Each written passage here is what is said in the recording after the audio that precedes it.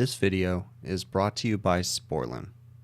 Quality, integrity, and tradition.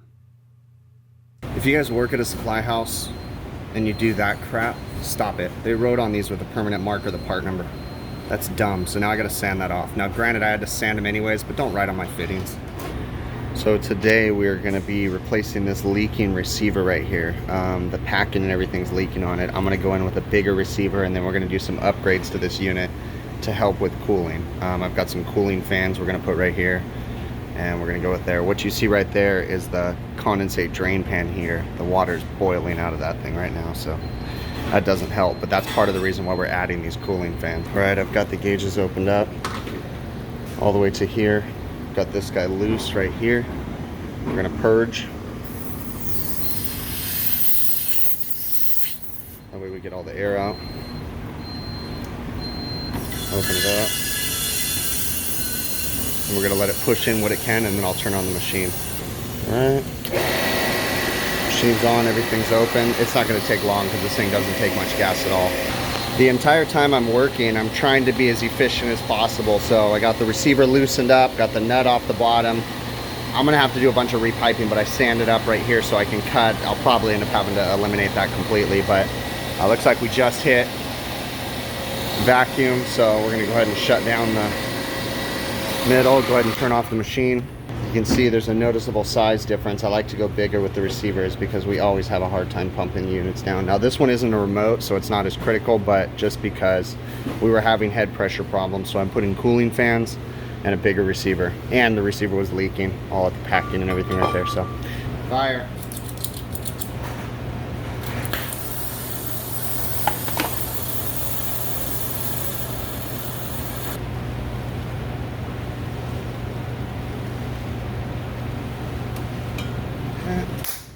You always want to be careful where you set down your torch tip, because the tip of it could be hot and you don't want to ruin their floor, especially if they have epoxy floors.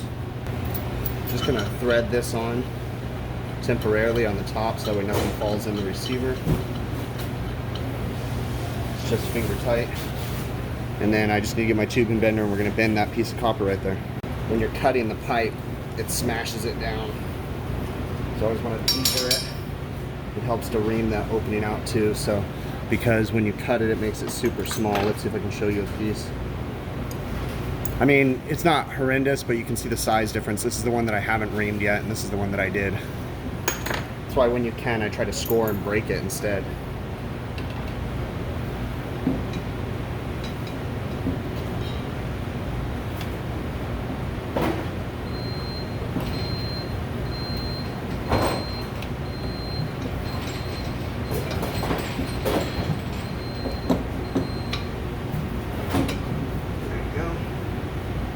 That works. We'll tighten everything down. I'm going to braze that in.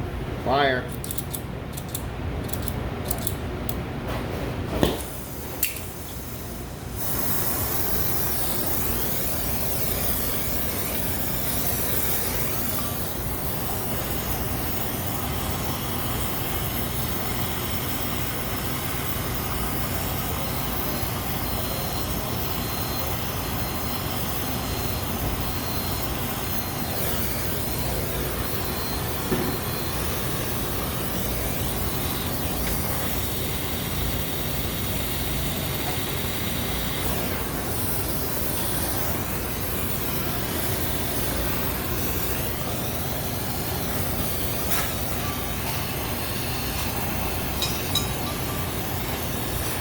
Watch out, all the lint will catch on fire. Always have a wet towel nearby, fire extinguisher, spray bottle, something. You should always be prepared for breaking.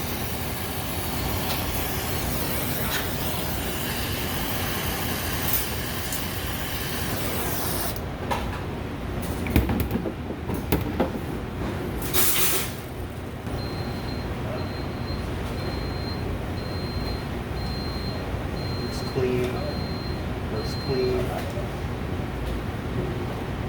looks clean. We're gonna get a wet towel, cool it, and then we'll start doing the dryer in the top.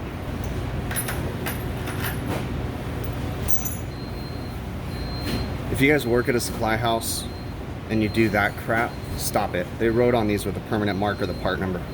That's dumb, so now I gotta sand that off. Now granted I had to sand them anyways, but don't write on my fittings.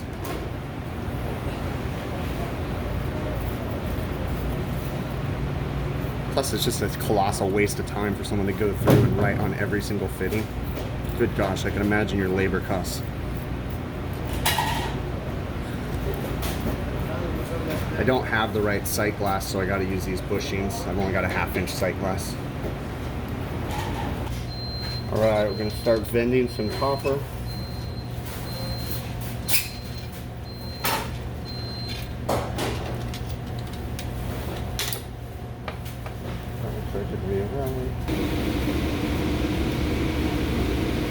Fire.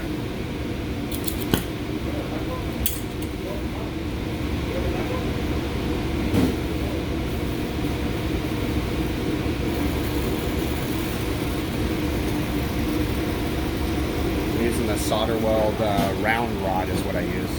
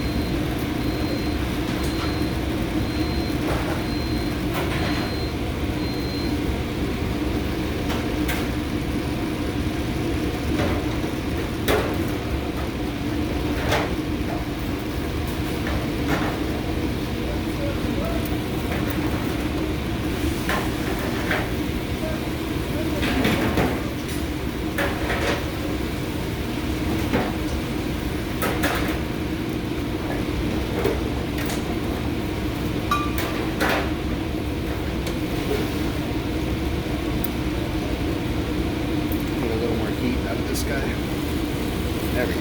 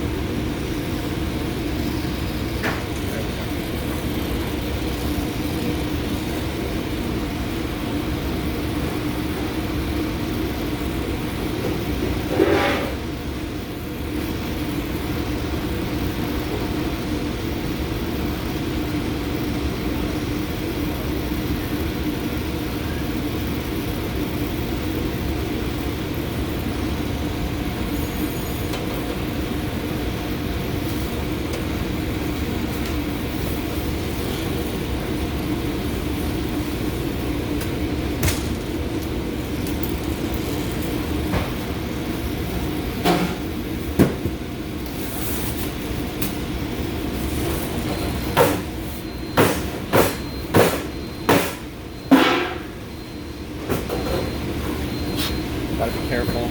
These housings are plastic.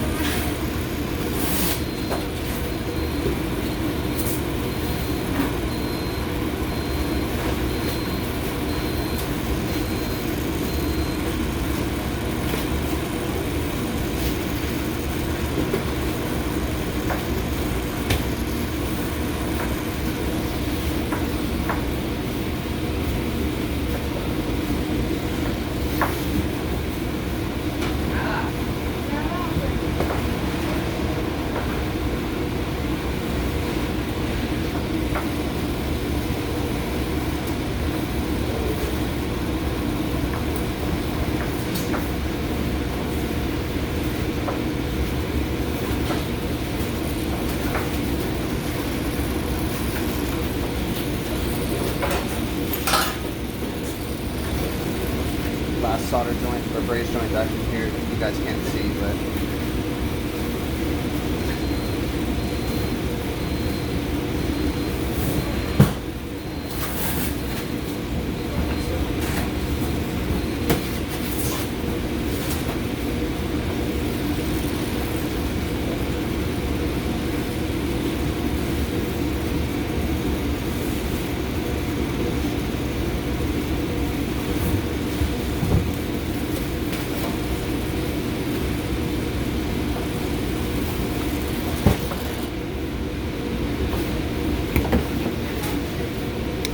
I just got to inspect everything.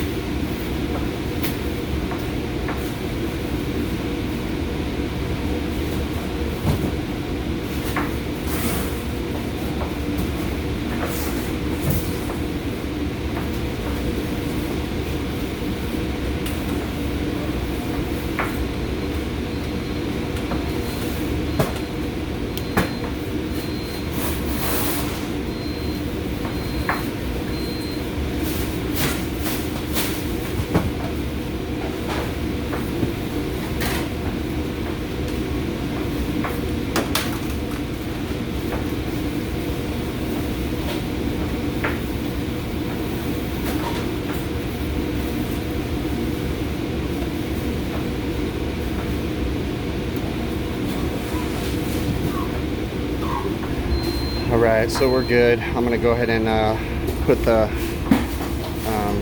flare nut, tighten it, and put the Rotolock Teflon ring in, and we'll start an evacuation on the system. So we're getting there. This is the new cooling fan setup. I took the existing louvered cover and had a stainless steel adapter made. Alright, so I've dumped as much liquid refrigerant into the receiver while it was still front seated at the king valve. And now essentially I'm ready to open up the king valve and let the refrigerant pressure go through the system. So we're going to go ahead and open it up, and then we're going to watch the suction pressure rise as the liquid line solenoid valve allows the refrigerant to flow completely through the system, and the low pressure control just kicked on the compressor, and now we're going to let it run. You notice that we are flashing up the sight glass right now, so we're going to go ahead and continue the charge until we get a clear sight glass. The system has stabilized, the sight glass has cleared. We're going to go ahead and empty out the refrigerant out of our gauges. So we're going to backseat the king valve on the receiver, shut off the refrigerant, open up the high side on the gauges, dump all the high side pressure into the low side to try to, de minimis loss kind of a thing. And now we got to jump on the electrical for the cooling fans. All right, this is the condenser side. It's obviously a hot mess in here. What I need to do is I need to verify that we have a constant 120 volt power source that does not shut off via the thermostat or anything. We're doing that right now, and we're going to wire in the cooling fans to that. So these cooling fans basically are going to run 24/7. Now, instead of running with just the thermostat, because I want them to pull any heat out of this box. And here's our final product. The cooling fans are running, and you can see that we have them plugged into a receptacle, and all is well, so we are finished up now. Okay, we had diagnosed the unit to have a leaking liquid line receiver, and I went ahead and ordered it, and we came back out, but we have always had head pressure problems with this unit. A lot of it has to do with the fact that they stack trash cans on the opposite side. I didn't show it in the video, but there's louvered panels on both sides so the air can flow freely through it. Well, they constantly put a trash can over there, so it causes the unit to go off on high head pressure. On top of that, I showed in the very beginning of the video that we have the evaporative drain pan that is, boiling the water basically, and that's generating heat right in front of the condenser. That was a really smart thought when they designed the box, right? Anyway, so, we got to do what we got to do with this box. So I came up with the idea of taking the louvered panel off the compressor side, and I took it to my stainless steel shop, and I gave them 2 fan motors, and I said, make, weld on a little piece of stainless right there. That way I could mount these motors to that, and they did that for me. So we used the existing louvered panel. We just modified it basically. And then I went ahead and found that 120 volt power source. Now you got to be careful though, because I did add an extra load to the already somewhat overloaded receptacle that this entire unit was plugged into. I think it's plugged into like a 30 amp receptacle, but anyways, or 25 amp receptacle or something like that. But we made sure everything was good, and I chose to wire the fan motors constant. The reason behind that, instead of just wiring them to the thermostat, which controls the compressor, or maybe the low pressure control, was because we're constantly stacking those trash cans. No matter how much you tell them, they constantly put the trash cans in there. So I want to keep air moving through this box at all times, especially with the condensate drain pan over there that's always running. So that's why I run those fans 24/7. This video was actually filmed probably 4 or 5 months ago. I've just been sitting on it because I had to narrate the last part of it. That's why I know everything's been good. So all is well. The customer's happy. The box has been operating great. And that's pretty much it. Keep in mind, guys, I do live streams every Monday evening, 5 p.m. Pacific time, work permitting, on my YouTube channel, where I usually answer questions about these. And also send me an email to hvacrvideos@gmail.com if you guys have any questions. I really appreciate it. Do me a favor, guys. It really does help out the channel if you guys could share these videos with your friends. Down in the bottom of the show notes of the video is some affiliate links. If you guys click on those, it doesn't cost you guys anything extra, and I get a little cut, basically. I think it's like 2% of the sale or something like that. But yeah, it really does help out the channel to grow, because obviously I put a bunch of time into these, so every little bit helps. But anyways, I really appreciate it, guys, and we will catch you guys on the next one, okay?